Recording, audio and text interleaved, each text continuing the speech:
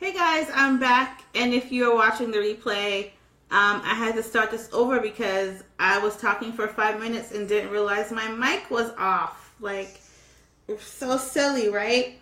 So thank you so much for watching. And I think I mentioned to you guys that I moved the other day, like a week ago. So my office isn't set up yet, and we're still unpacking. So just excuse my boxes. I try to make it as hi Anita. Yeah, I was like, what's going on? And the funny thing is, I always test my videos when I jump on. I test it on my phone. But I've been doing so many videos today. I'm like, nope, I got this. And like the one time I didn't test it, the mic was off. So, you know, it's one of those days. But yeah, guys, so I just moved, and so my office isn't really set up yet. I still have lots of stuff to unpack, so just don't mind this. I try to make it look as neat as possible, so don't judge me. Hopefully it'll start looking really cute around here soon. So, in today's video though, I wanted to share, 5 self-care tips for angel moms. And the other day I was asking you guys for different topics that you'd like me to cover in the videos, and this topic was submitted by Devin Hernandez, who's an amazing member of this group, who is very active and always helping out, you know, just providing advice for other women in the group when they have questions. So thank you, Devin, for being an awesome member. Thank you so much for the topic, and thank you to all of you. Anita, I see you're here. Thank you so much for being a part of this group. I really love how tight-knit this group is and how much everyone really supports and takes care of one another. So my notes are on my phone, so if you see me looking down, that's why I'm looking down. I don't want you guys to think that I'm like being rude or you know, texting or anything while I'm talking to you guys, just looking at my notes. So the first self-care tip that I have for you is that it's okay to create boundaries, and it is okay to not talk about your loss if you don't feel like it. And not to say that you shouldn't talk about it, right? But let's say in the beginning, for example, when things happen and, you know, people start calling because, of course, they're concerned and things like that. And it's like everyone wants to know what happened, which, you know, of course, like that's very normal. They want to know what happened. They want to be there for you and stuff like that. But what people don't understand for us is every time they ask us what happened, they're asking, and so are like 10 other people. And every single time that we're telling them what happened, we're basically reliving the story over and over and over and over, which can be very, or is rather, it's very emotionally draining. Like, that's a lot to relive this traumatic experience over and over and over. And that's what's happening every time that we tell this story, right? So, sometimes it's in the beginning and people just want to know what happened. It's okay to tell people, like, you know what, like, I really am so thankful that you're concerned. I'm so happy for your support, but I can't talk about it right now, or I don't feel comfortable talking about it right now. It's okay to create those kinds of boundaries for yourself, because you're dealing with this loss and then having to tell people over and over, especially when things are fresh. Like, that's a lot, you know? There will definitely come a point in your journey where you can talk about it more comfortably, or, you know, you might be having a good day and you can talk about it very easily. But if you know that you are feeling really down and you know it's not a good day for you and someone's asking you about it, you don't have to talk to them. It's okay to be like, to just, you know, tell them thank you for their concern, but that you're just not, you're not up to talking about it in that moment. And if you guys have ever been in any kind of situations like that, Ollie, it helps me to tell my story. See, I was like that too most of the time. Like, I was really open, and that helped me too. So I totally understand. But you know, this is just for like those that every like once in a while where it just might be a struggle that day, you know. And all of us have like different personalities and stuff like that. For me, I'm a sharer, I'm a talker. Obviously now I have this platform, so I tell my story all the time. So in the beginning, you know, I had most of the time, like, I could talk about it, but every once in a while, there were just some days where it was just like, people were asking me for answers and updates and things like that, and I just was like, I couldn't do it that day, but I would just feel obligated to talk to them because I knew they meant well and because, you know, they were close to me and stuff like that, but I was making myself uncomfortable to make them comfortable, if that makes sense. But yeah, you know, sharing is amazing. What is this? Have you guys listened to the new Jay-Z album yet? He has this line on there, something about, like, you have to reveal it to heal it, or that's not the line, but it's something like that, like where he talks about the fact that you have to like share what you're dealing with in order to really heal. So talking about it is important, and I'm actually going to get to that in another thing. But again, if you just don't feel like talking about it in that moment to, like, you know, your coworkers or a family member, whatever, like, you don't have to. They'll be okay. And speaking of talking about it, so my next point was counseling. I think counseling is such a huge part of self-care for angel moms, whether it is a licensed therapist or it's like a grief coach or a support group, just somewhere where you can talk about your loss and also get some solutions to help you deal with the loss. Right? So when I said before that you don't have to talk about it, I didn't mean to like clam up and not talk about it at all, because, you know, that's really dangerous. But in speaking with a professional, you're in a very safe space where you can just let it out. You won't be judged, you know.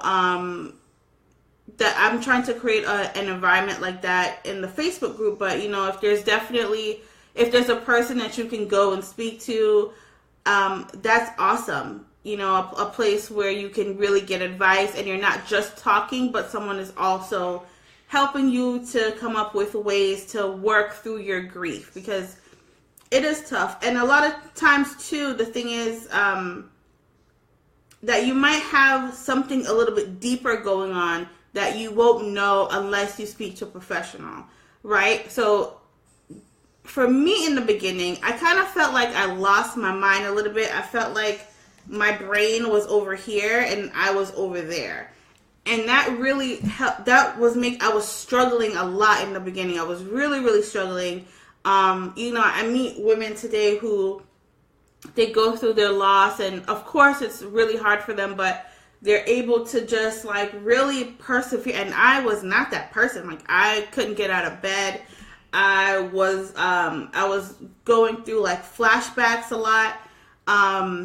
I would watch the clock, and because I would remember like the events of the day that my daughter passed, and I would watch the clock, and like I would say, okay, 3 o'clock I was doing this on that day, 4 o'clock I was doing this on that day, 5 o'clock this time my water broke, this time she was boring, this time, like I was doing like all these things, and I didn't understand why. I didn't understand why I wasn't getting better.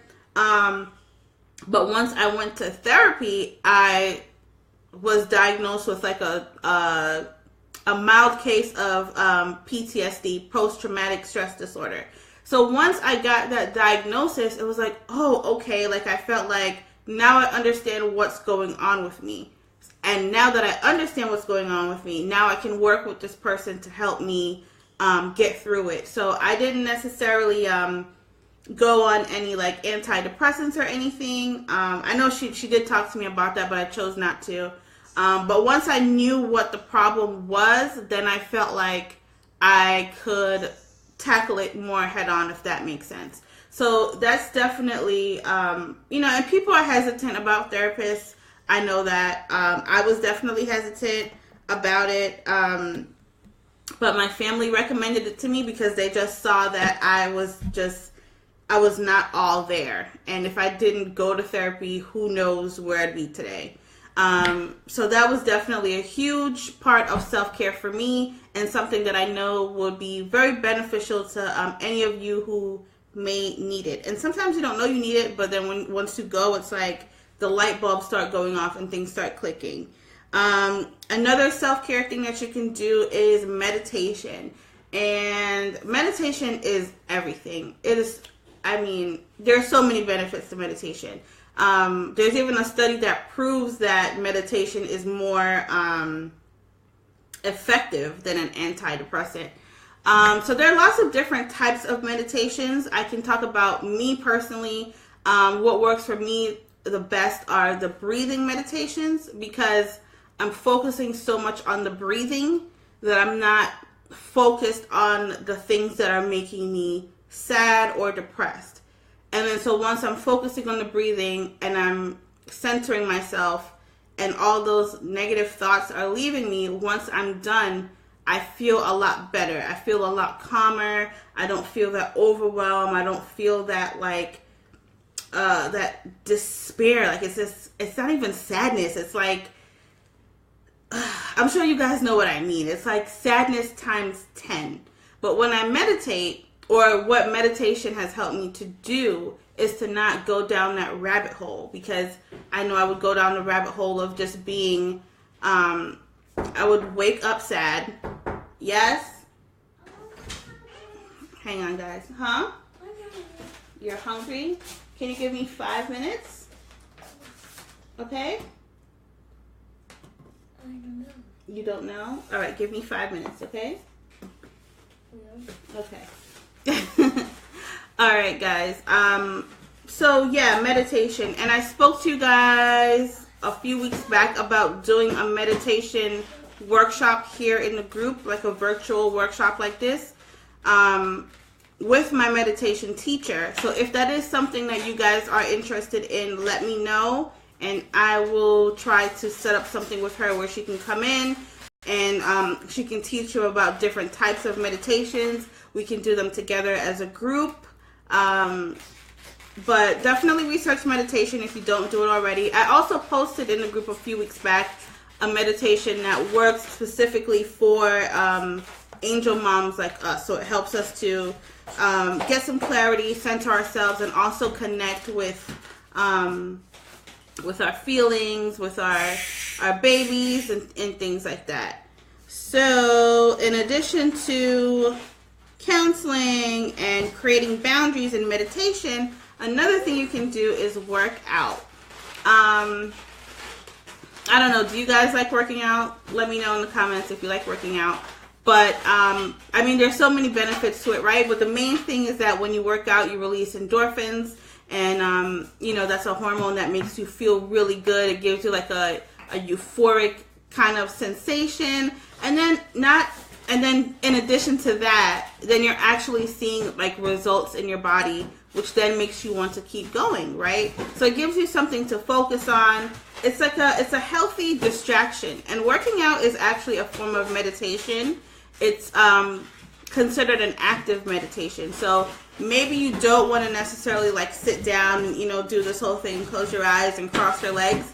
Maybe working out would be better for you. That's actually a form of meditation as well. So working out, and then the last thing that you can do as part of your self-care is journaling. And I mentioned this in a previous video as well, but journaling is so important because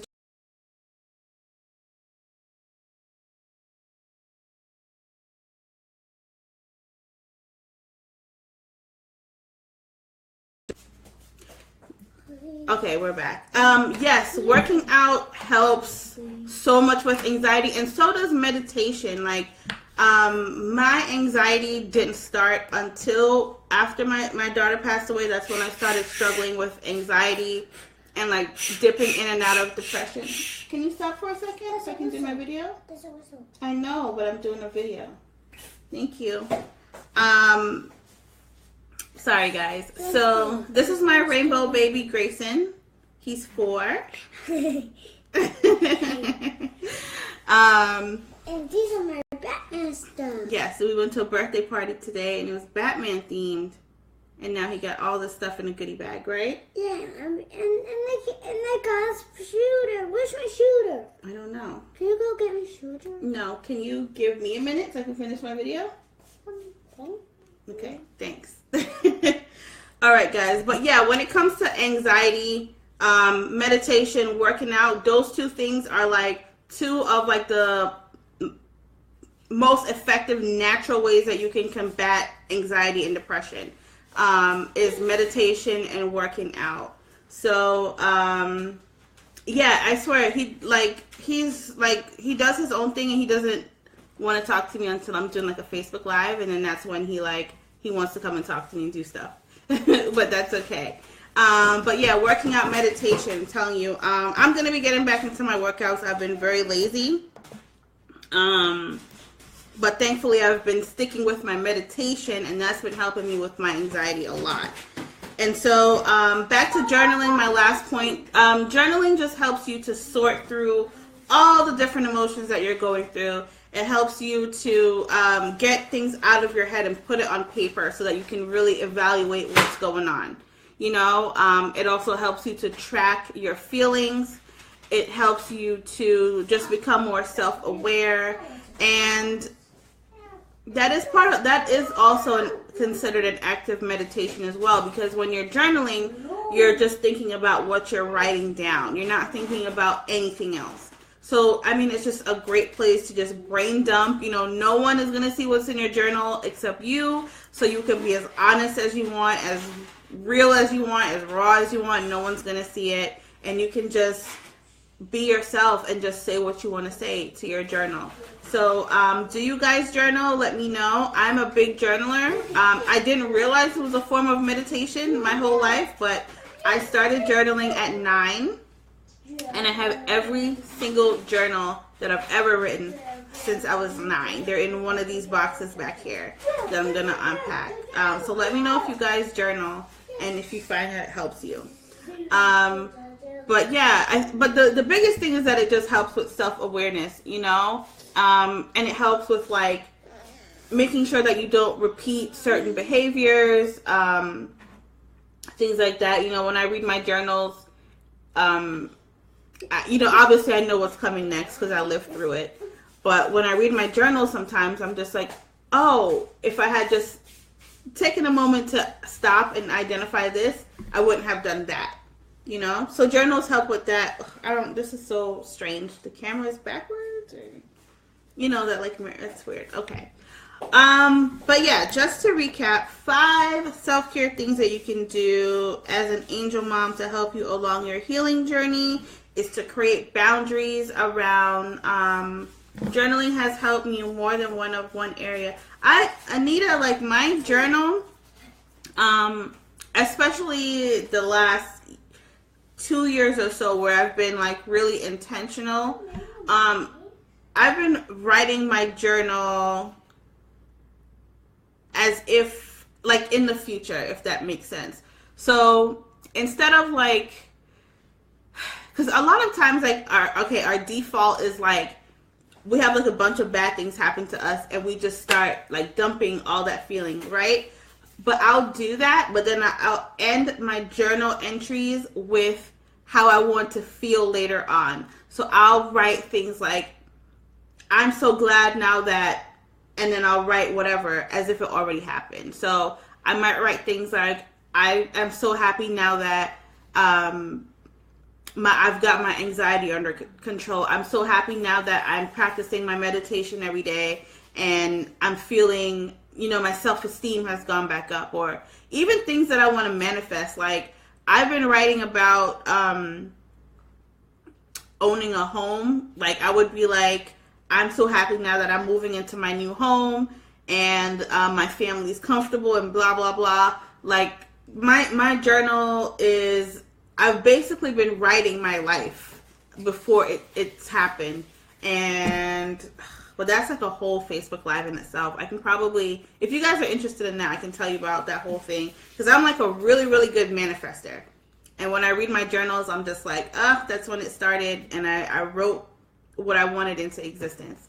So, but I'll write about how I want to feel. I'll write about things that I want to do in my journal. And I actually have a healing journal coming out for you guys. A healing journal made specifically for angel moms. So for women who have experienced the loss of a pregnancy or infant, I have a journal coming out, and it's going to have Okay, give me 1 minute, okay? It's going to have specific prompts in it that I use to basically heal myself through writing. So I'm going to let you guys know about that very, very soon. It's almost done. I've been working on it for a while, but I got a little sidetracked once we started doing this whole house thing. So the healing journal for Angel Moms is coming out very soon. I'm going to try to get you guys a date next week, actually.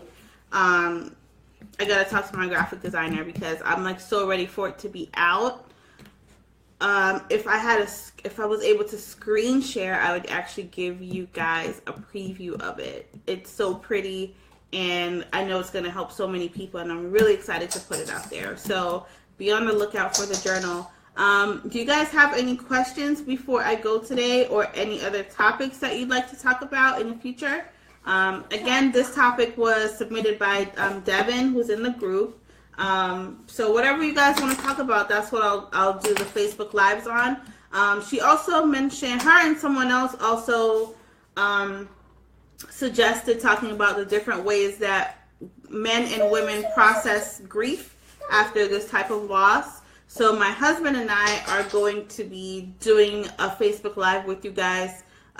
He and I are going to be sitting down together and talking through that, so he can give you a guy's perspective. We can share what our experience was like with our different grieving styles and how we were able to come together and move forward. Because unfortunately, we know a few couples who have separated after the loss of their baby, or divorced if they were married. So we know that this is like a big topic for angel parents, just staying in that staying connected with your partner through this grief, because that is a test. That is a test.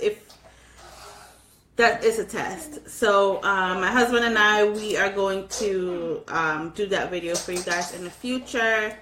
Anything else you guys want to talk about, you can just drop it here, and I will be, now that I've moved and I'm getting settled in, I can jump back onto these Facebook Lives and start doing them more frequently. So thank you so much for hanging out with me today. If you're watching the replay, thank you so much for watching. Can you call me Rainbow? Yeah, you're my rainbow baby. I'm not a rainbow. Okay, I'll tell you what that means. I'm brown. You are brown. I know that. He says I'm not a rainbow, I'm brown. Okay, guys. So, again, thank you so much for watching. Have a beautiful Saturday. Thank you for being here. Thank you for being a part of this group. If there's anyone you know who you think will benefit from being a part of this community, just be sure to invite them, and I'll go ahead and approve them. So have a great rest of your day, and I will be back hopefully tomorrow. Yeah. Bye, guys.